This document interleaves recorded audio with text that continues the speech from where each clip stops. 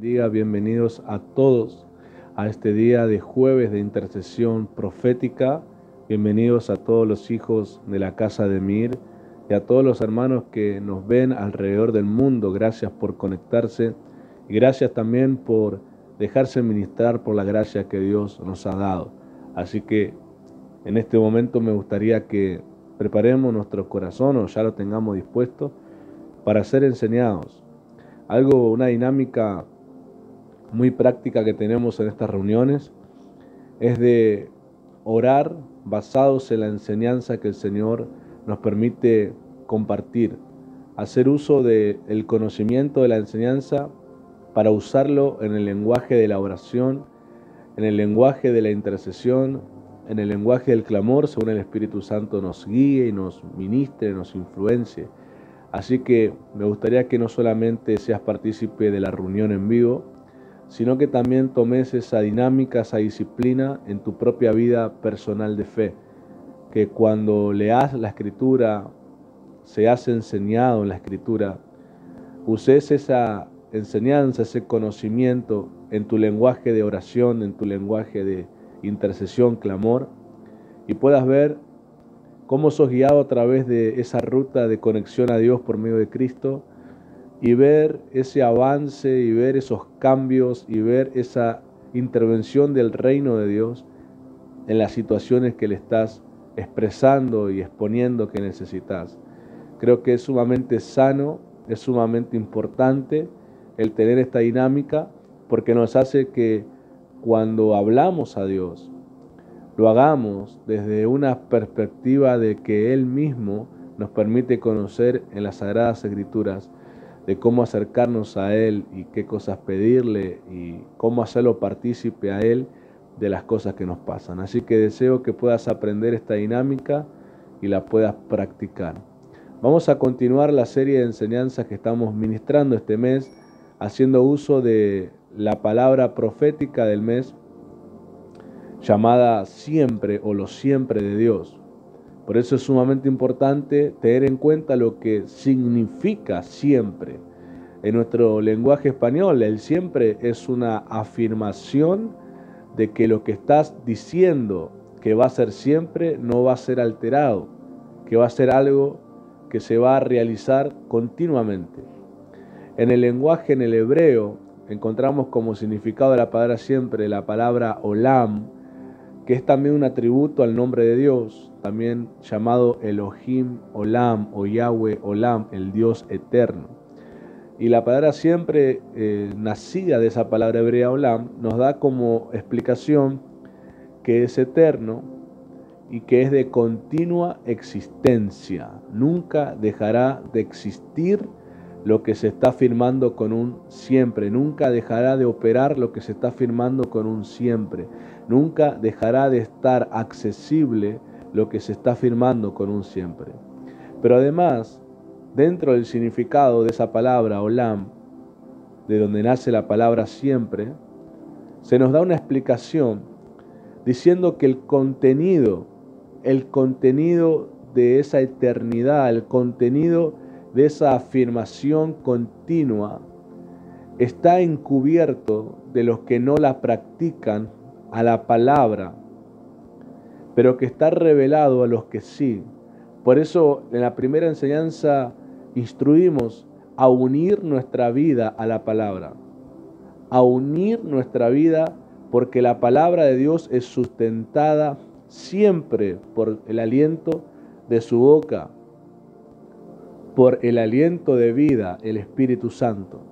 Por lo tanto, si sabiamente unimos nuestra vida a la palabra, la sustancia, el contenido de ella estará siempre con nosotros y además nos revelará el contenido que tiene.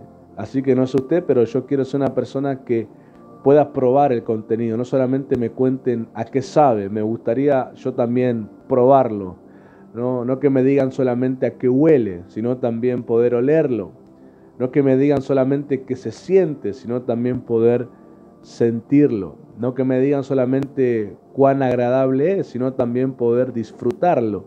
Y bueno, y esa diferencia entre que solamente me lo digan a que yo también lo pueda experimentar es practicar la palabra y la sustancia que tiene me va a ser revelada, depositada en mí. Entonces, una vez repasado eso, vamos a ver otra área en donde la palabra siempre aparece y se nos da el acceso, si lo creemos, y es la compañía de Dios. Hoy vamos a ver la fiel compañía de Dios, la eterna compañía de Dios, el siempre en la compañía de Dios. Quiero que leamos en el Evangelio de Mateo capítulo 28, verso 20. Lo voy a hacer y lo voy a leer en la Nueva Traducción Viviente y usted puede acompañarme en la traducción que tenga siempre y cuando sea cristiana. Vamos a ver, vamos a intentar con la gracia del Señor compartir acerca de lo que es su compañía prometida siempre para nosotros. Dice así: Jesús está despidiendo, según el relato de Mateo, está hablando sus últimas palabras y les está pidiendo como última directiva en este relato: enseñen a los nuevos discípulos a obedecer todos los mandatos que les he dado o todas las enseñanzas que les he dado. Y tengan por seguro esto, que estoy con ustedes siempre hasta el fin de los tiempos. Tengan por seguro esto, que estoy con ustedes siempre hasta el fin de los tiempos. Y me gusta destacar o desarrollar la enseñanza con este principio. La compañía de su presencia está firme por la promesa que salió de la propia boca del Señor. Esa compañía de su presencia está firme por la propia promesa que salió de la boca del Señor.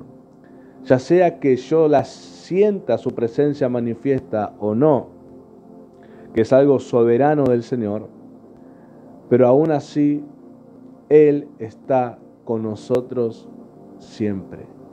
Y acá donde yo quiero traer un poco de enseñanza sobre la presencia manifiesta o no manifiesta, qué significa, es que Dios nos abandonó, es que Dios se ausentó, es que Dios nos está castigando, quiere decir que soy un pecador, quiere decir que estoy en injusticia, o solamente cuando su presencia se manifiesta es porque entonces sí soy santo, sí soy recto, sí soy obediente, sí estoy consagrado.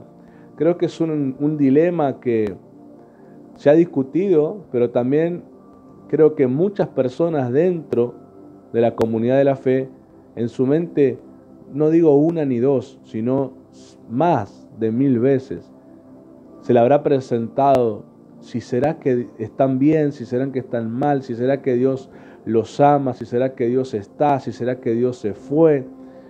¿Por qué? ¿Por qué surgen esas preguntas en la mente?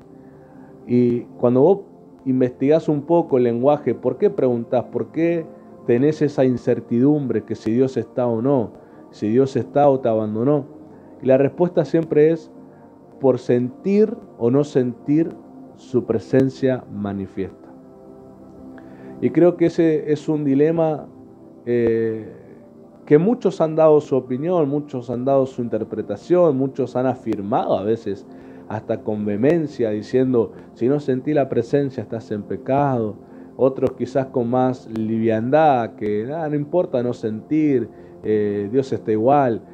Y a mí no me gusta irme a los extremos de exagerar el por qué está o no está. A mí me gusta ir a la Escritura que me diga si es que todo el tiempo la presencia se tiene que manifestar, si es que todo el tiempo la presencia manifiesta es una señal de aprobación, o si en algún momento no se manifiesta es señal de que estoy desaprobado. Entonces yo veo que en las Escrituras hay muchas personas que les surgió esa pregunta de si Dios los abandonó por no sentir su presencia. Uno, más allá de las personas que pudiéramos traer, fue nuestro propio Señor Jesús en la cruz del Calvario, en el momento de mayor agonía y ya casi terminando su sacrificio, los evangelios relatan que Jesús clama al cielo. En lengua aramea dice Elí, Elí, lama sabactani, que los evangelios nos traducen como Dios mío, ¿por qué me has desamparado?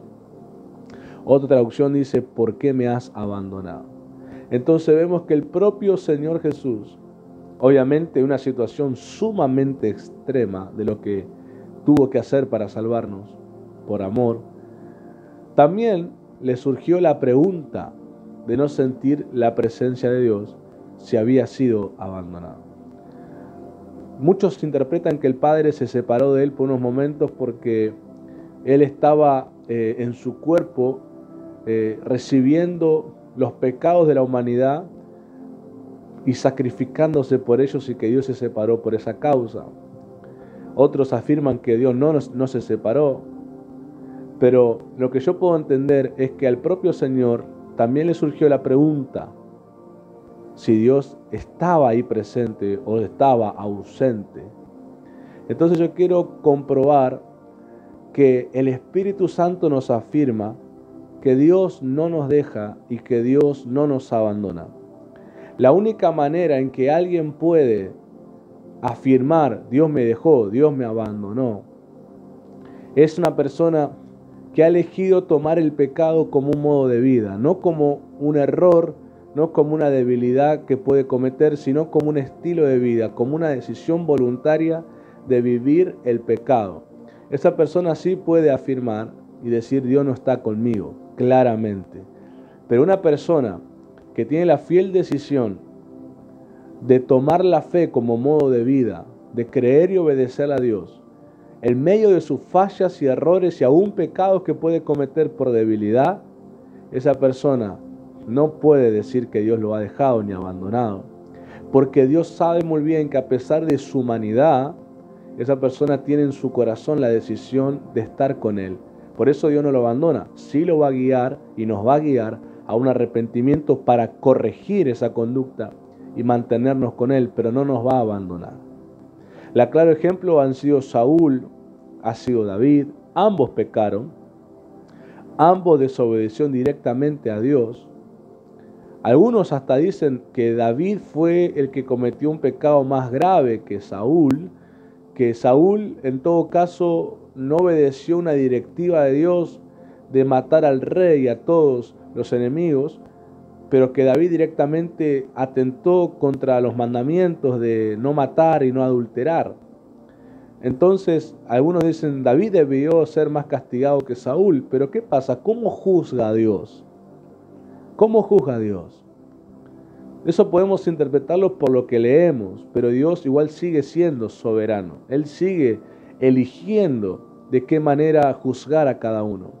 Pero yo puedo ver o interpretar, con la ayuda del Señor, que el Padre decidió desechar a David, desechar y abandonar a Saúl, y no así a David, sino que con David quedarse, por una cuestión del corazón. Porque Samuel, cuando confronta a Saúl y le comunica el mensaje de que fue desechado como rey, que Dios se apartó de él, abandonó a Saúl, lo que Samuel le refirió la causa fue por el corazón, porque le dice que como pecado de adivinación es la obstinación y como pecado de hechicería la terquedad. En otras palabras, Samuel le reveló a Saúl que la causa en que Dios tomaba esa decisión era porque veía que su corazón, terco y obstinado, no haría la voluntad de Dios. No solamente esa vez, no lo haría nunca. Porque el corazón de Saúl eligió el modo de vida de la terquedad y la obstinación. Y vos lo podés descubrir en todo lo que se relata de la conducta de Saúl. Cada vez que alguien le daba un consejo o una palabra, él siempre con obstinación y terquedad respondió. Eso es muy tremendo de darse cuenta. ¿Por qué? Porque cuando Dios le habló, fue obstinado con él, terco con él. ¿Cómo fue obstinado? ¿Cómo fue terco? Sencillo. Mientras Samuel lo exhortaba y lo corregía, él se justificaba su error. Esa es la señal de un obstinado y un terco. Alguien que aunque le están mostrando su mal obrar, aún intenta justificar por los mínimos detalles que no está tan mal. Y eso para Dios es una señal de alguien que no lo elegirá a él como compañero de vida, sino que querrá que Dios le haga lo que quiere, pero él no querrá hacer todo lo que Dios quiera. Por lo tanto, Dios juzgó y se separó de Saúl por ese corazón que no cambiaría y que vemos que nunca cambió. Aun cuando su hijo Jonatán le aconsejaba, cuando él tomaba decisiones muy severas, como una vez en una expedición militar, él dijo que prometieran los soldados que nadie comería hasta que Saúl consiguiera su propósito. Una decisión muy torpe para un ejército que va a batallar, decirles que no coman, porque un ejército que no come entra en total vulnerabilidad de fuerzas para empuñar la espada, el arco, el escudo, las armaduras. Y Jonatán se dio cuenta que no fue una decisión sabia de su padre y él decidió comer, encontrando miel, decidió comer, y entonces dice que se llenó de vigor. Y cuando descubrieron quién fue el que comió, porque Saúl juró que el que faltara a su palabra mataría, le dijeron fue Jonatán. Entonces Saúl se escandalizó con su hijo y lo trató de muchas cosas. Y ahí es donde vemos a los tercos y obstinados. No soportan que no le hagan caso, aunque sus directivas sean absurdas y sumamente faltas de sabiduría, pero enseguida tratan de todo lo que ellos son a los que con sabiduría se dan cuenta que no hay que hacer caso a eso porque no proviene de Dios. Entonces vemos a Saúl tomando decisiones tercas, tontas, torpes, que lo llevaban rotundamente al fracaso, que él terminó muriendo en campo de batalla, cobardemente lanzándose sobre su propia espada, porque no quería ser asesinado por los enemigos. Pero su propio torpe liderazgo llevó a sus propios hijos a la muerte, porque un corazón terco y obstinado jamás logrará alcanzar buenos destinos. Y vemos en la historia de Saúl que lo que Samuel le reveló por Dios fue así. Nunca cambió su corazón y por lo tanto Dios lo desamparó, Dios se apartó de él. ¿Dios pudo haber perdonado el pecado de Saúl de desobedecerlo? Sí, porque así a nosotros mucha desobediencia nos has perdonado. ¿Pero por qué se separó? Porque vio que su corazón no cambiaría para con él. Sería terco y obstinado, buscaría siempre buscar lo que quiere y no haría lo que Dios le está pidiendo. Ese fue el juicio para Saúl. Ahora David, ¿pecó gravemente? Sí. ¿Rompió los mandamientos? Sí. ¿Adulteró? Sí. ¿Produjo homicidio? Sí. Pero cuando Natán el profeta lo confronta con la parábola que le cuenta y le dice, ese hombre eres tú, David no usó un lenguaje de autojustificarse. No dijo yo soy el rey, tengo derecho, la mujer no se me negó. No empezó a usar autojustificaciones. Él reconoció su pecado y se humilló y pidió perdón a Dios y ayunó, humillando su corazón al Señor. Y aun cuando Dios tomó la decisión de no salvar al hijo de la fornicación que había tenido, del adulterio, cuando le comentan que el hijo muere, dice que David toma una decisión drástica de levantarse, bañarse, ungirse y salir. Dice que no entendían sus cercanos, porque ellos pensaron, si está tan triste y deprimido por la noticia, ¿cuánto más se pondrá ahora cuando le digamos que su hijo murió? Y lejos de ver a un David que más se deprimía, vieron a un David que tomó una decisión diferente, como si le hubieran dado una buena noticia. Pero ¿cuál fue la actitud de David? Dice que el Señor hizo justicia, el Señor actuó en justicia. David reveló en su corazón que pecó, sí, pero demostró que seguía teniendo un corazón capaz de obedecer y aceptar la voluntad de Dios. Por eso dice que David vivió ungido todos los días hasta el final de su vida, que Dios estuvo con él hasta el final de su vida. Vean que la promesa de la compañía de Dios es siempre, a pesar de nuestros errores y pecados, siempre que mantengamos un corazón que a pesar de errar y pecar, siempre decida humillarse cuando Dios le está corrigiendo, siempre elija obedecer a Dios cuando le está diciendo que obró mal, siempre elija aceptar la voluntad de Dios para su vida, mostrando esa señal de compañerismo hacia Dios. Dios también te mostrará la señal de su compañía para tu vida. Por eso, tomando estos dos ejemplos, dejamos claro que a pesar de los errores, Dios puede estar con vos, siempre que mostres un corazón dispuesto a arrepentirte y dispuesto a seguirlo y a aprender del error, porque ya no se cuenta que David volvió a hacer exactamente lo mismo. Aprender del error, a valorar la compañía de Dios, es lo que David más le urgió cuando escribe el Salmo 51, hablando: no me quite de mí tu Santo Espíritu. Pero distinto fue Saúl, que no le importó nada de eso. Hay gente que has corregido, pastores, ministros, que no les importó absolutamente perder nada. Con soberbia y terquedad mostraron que no les afectaba. Lamentablemente mostraron un corazón con una señal de que la compañía de Dios no estaría con ellos.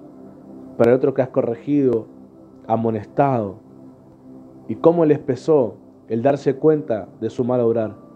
Gente que está mostrando que Dios está con ellos a pesar de sus errores. ¿En qué condición estás? ¿Cómo respondes a las correcciones? Por eso es sumamente importante guardar este principio en el corazón, que la compañía de Dios es para siempre y debo usar la fe cuando se manifieste, pero más aún cuando se ausente. Más aún cuando la presencia de Dios está, nos es fácil creer, nos es fácil llenarnos de expectativas y la unción y todo lo que experimentamos. Pero más debo usar la fe en la promesa de que Él está conmigo cuando su presencia no se manifiesta.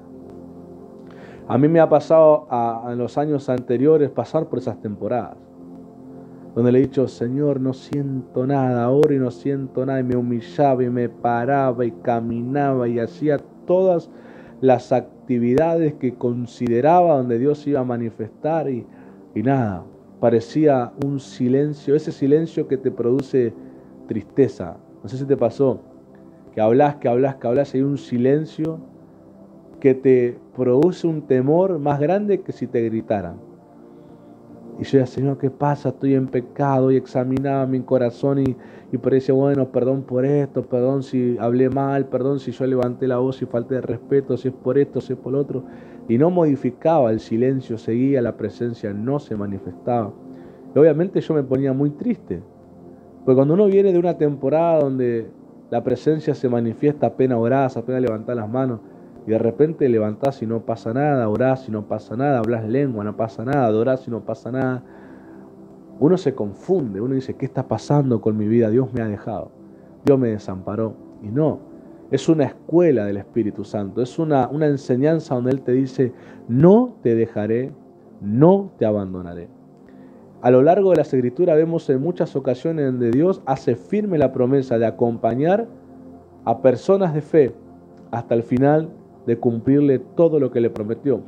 Un día Jacob, huyendo de su casa paternal, él llega a un lugar donde los eruditos afirman que fue el lugar donde Abraham levantó el altar a Dios, y que viendo un montón de piedras toma una y se acuesta a dormir y sueña la escalera al cielo y ángeles que subían y bajaban, y Dios le habla en ese sueño y le dice: yo soy el Dios de tu padre Abraham y de Isaac. Y le empieza nuevamente a confirmar la promesa que le había hecho a su papá Isaac y a su abuelo Abraham. Entonces le dice: yo haré con vos lo mismo, y estaré contigo y te ayudaré. Y empezó el Señor a hablarle la promesa a Jacob. Jacob, cuando despierta, dice: este lugar, Dios está acá y yo no lo sabía, es casa de Dios y puerta del cielo. Y él toma la piedra, la unge, la pone por señal y dice: si Dios está conmigo en este viaje y me provee todo lo que necesito y me hace volver en paz a mi tierra, Él será mi Dios y todo lo que me dé apartaré el diezmo. Vemos que Jacob unió su vida a Dios bajo una promesa: si Él está conmigo, Él será mi Dios. Me encanta porque Dios se le revela a Jacob diciendo: yo soy el Dios de tu padre. En otras palabras, esa expresión es: no solamente tu padre fue mío, sino que yo también fui de tu padre. Y ese es el nivel de intimidad que uno comparte cuando cree en la compañía de Dios. No solamente que uno es de Dios, sino que Dios como Padre también es de nosotros. Y tenemos ese nivel de confianza de poder estar con Él y confiarle todas las cosas. Y Jacob comprobó que Dios estuvo con él. Uno lee y conoce la historia de Jacob. Todo lo que hizo Jacob, aunque le intentaban hacer mal, Dios siempre estuvo con él y lo hizo prosperar. Tanto que él se fue solo y volvió con esposas, con siervas, con hijos, con ganado, con un montón de riquezas, mostrando que Dios estuvo con él. Y aún la señal más importante, hizo que su hermano Esaú lo perdonara y pudieran estar en paz luego de tantos años de separación y diferencia. Dios mostró que estuvo con Jacob. Y aún Jacob, ya anciano para morir, le habían cambiado el nombre de Jacob a Israel, y luego ya anciano, él tenía un sobrenombre llamado Jesurum, que significa el que alcanzó la rectitud. Un hombre que tuvo que aprender a vivir la rectitud y fue por la compañía de Dios. Ese hombre convoca a todos sus hijos, diciéndoles que les va a hablar acerca de su futuro, o sea, profecía. Y dice Jesurún que él termina, y Jacob, apoyado sobre su báculo, sobre su vara, adorando a Dios, él parte a la presencia, pero él suelta una bendición y dice que el ángel que estuvo con él, el ángel que lo cuidó, que lo protegió, esté con sus nietos, y bendice a los hijos de José. Él dijo y afirmó que aún en su vejez la compañía de Dios seguía estando con él. ¿Estuvo en sus errores? Sí, porque él también se arrepintió. ¿Estuvo en sus aciertos? Sí. ¿Estuvo en los momentos tristes como la falsa muerte de José, que le mintieron sus hijos? También. Aún Dios le dio la bendición de poder volverlo a ver a su hijo amado. Dios estuvo con Jacob. Dios estuvo con Abraham. Dios estuvo con Isaac. Dios estuvo con Moisés. Dios estuvo con Josué. Dios estuvo con los jueces. Dios estuvo con David. Dios estuvo con los reyes que buscaban seguir el buen ejemplo de David. Dios estuvo y está, obviamente, con Jesús. Dios estuvo con los apóstoles y Dios está con nosotros. La gran notoriedad de esto es que a pesar de los errores y pecados, que nuestro corazón siga queriendo amar y obedecer a Dios. El arrepentimiento siempre nos hará volver con Él y su presencia seguirá estando con nosotros, a pesar de todas esas cosas. Por eso tiene que nacer de nosotros la firme confianza que a pesar de sentir o no su presencia, Dios está con nosotros para ayudarnos en todo momento. Aunque pequemos o cometamos errores, Él sigue con nosotros, porque habrá momentos donde tendremos esas fallas, pero aún así queremos vivir una vida consagrada, y eso Dios lo sabe, y por eso no nos abandona. Distinto es para aquel que elige el pecado como modo de vida. Ese sí experimenta la ausencia de Dios. Pero si somos personas que elegimos la fe como modo de vida, aún con nuestros errores y pecados, los cuales nos arrepentimos, Dios no nos dejará nunca y estará con nosotros siempre. ¿Sí conmigo? Siempre. Yo quiero que esta enseñanza afirme tu corazón para dejar esas dudas cuando no sientas la presencia manifiesta. Es un momento, es una temporada. Es un momento donde el Espíritu Santo te hace aprender a creer que Él está aunque no lo sientas.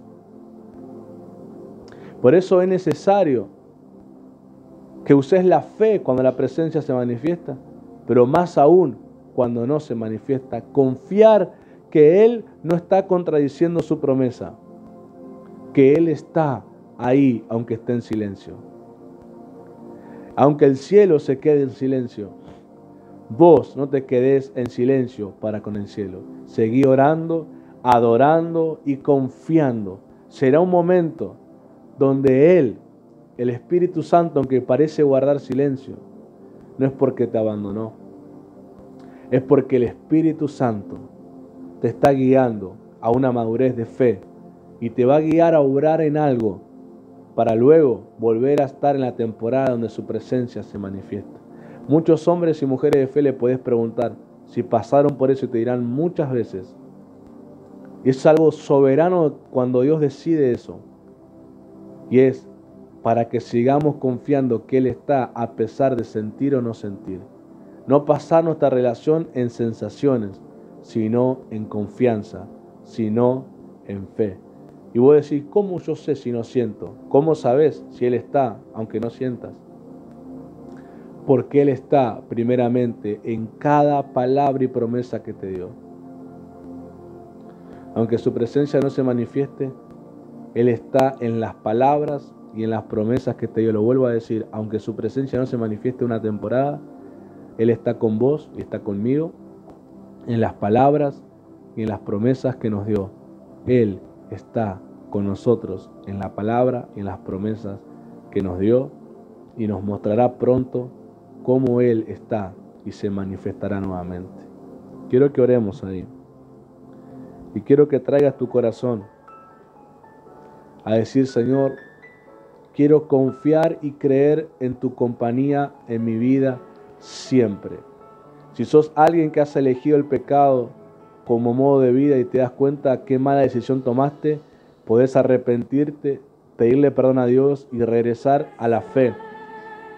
Y si sos alguien que has cometido errores y pecados, también arrepiéntete. Y cree que la presencia está a pesar de eso. Y háblale qué cambios está dispuesto a ofrecerle. Muéstrale el interés que querés que esté con vos. Esos silencios son tratos muy personales, no podemos generalizarlos, pero son muy personales y específicos del Señor para cada uno de nosotros. Pero te aseguro que si sabés valorar eso, salís de esa temporada con una confianza más fuerte en la palabra y promesa del Señor. Confesamos esta alabanza mientras oramos. Dile al Señor. Porque tu toque cambió todo en todo. Es su presencia. Sentimos tu presencia. Dile al Señor hoy, confío en tu presencia, tu compañía. Muda mi corazón, dile al Señor. Hoy tu espíritu es todo en todo. Es todo en todos. Porque tu toque cambió todo en todo. Cambió todo en todos. Sentimos tu presencia. Dile al Señor. Y nos mudaste el corazón. Y vino tu presencia. Que venga tu presencia hoy. Y nos cambió. Y vino tu presencia. Y tu reino acercó. Y vino tu presencia. Y todo por transformó. Y vino tu presencia.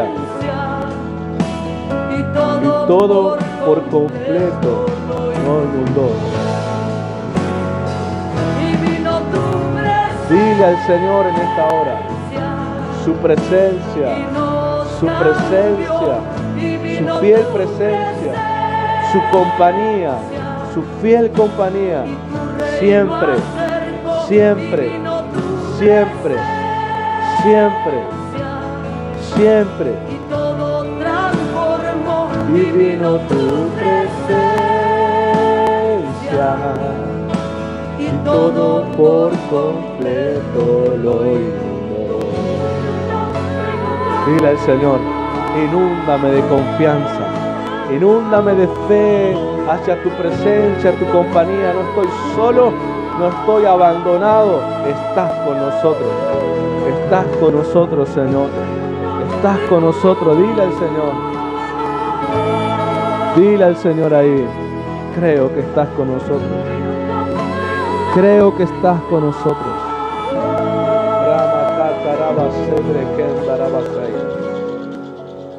Dile al Señor, el Señor está con nosotros. Dile al Señor ahí, el Señor está con nosotros. Quiero ahí que puedas hacer firme esa confianza. Sí, Señor, yo creo que estás conmigo. A pesar de mis errores, pecados que puedo cometer, pero me arrepiento cada vez que los haga porque quiero estar contigo, quiero creer, obedecer y seguirte siempre. Jesús dijo, enseñen a los nuevos discípulos todos los mandatos que les di. Y les aseguro esto, que estoy con ustedes siempre hasta el fin del mundo.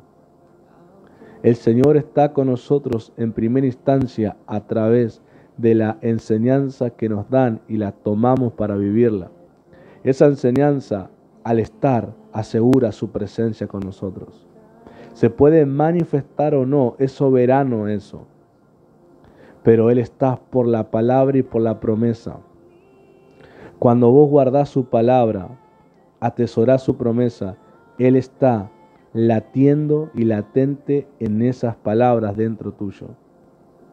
Y esas palabras se manifiestan cuando las necesitas. Por eso quiero que ahí digas, Espíritu Santo, derrama en mí espíritu de la fe. Quiero confiar que estás, aunque sienta o no sienta. Quiero confiar que estás por la palabra y la promesa que me has dado. Quiero hacer firme la decisión de vivir por la fe, de obedecer tus mandamientos. Y sé que aunque parezca que hay silencio, de un momento a otro tu presencia va a expresarse notoriamente. Pero mientras estás en silencio, yo no estaré en silencio para contigo. No dejaré de orar, no dejaré de confesarte, no dejaré de alabar y adorar tu nombre, no dejaré de obedecer, no dejaré de esperar tu respuesta, no dejaré de confiar en tu reino, no dejaré de congregarme, no dejaré de ofrecer mis finanzas, no dejaré de leer la palabra, no dejaré de ser un discípulo, porque aunque estés por un momento en silencio, sé que no me has abandonado y vas a mostrar tu presencia y tu gloria una mayor cantidad y nivel sobre mi vida, porque me estás enseñando a confiar a través de la palabra que me has dado. Espíritu de Dios, oro que venga sobre todo tu pueblo y el que ve llenura de fe, llénalos de fe. Ahora, levanta tu mano. Padre, gracias te doy. Gracias te doy porque sé que piensas, hay hijos que estaban pensando. Hay hijos que estaban pensando sobre esto y les estás respondiendo. Ahora se llenan de espíritu de fe. La palabra dice por Pablo, y teniendo el mismo espíritu de fe, creímos por lo cual hablamos. Por lo tanto, nosotros también creemos y hablamos.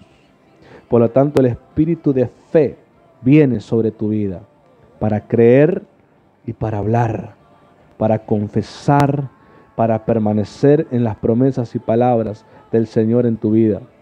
Ahí llénalo. Gracias, Señor. Gracias porque sé que lo haces. 1, 2, 3. Tómalo. Llenos ahora en el nombre de Jesús. Llénate. Llénate de espíritu de fe. Llénate, Señor, gracias porque llenas. Gracias porque llenas. Gracias porque llenas con fe. Llenas con fe.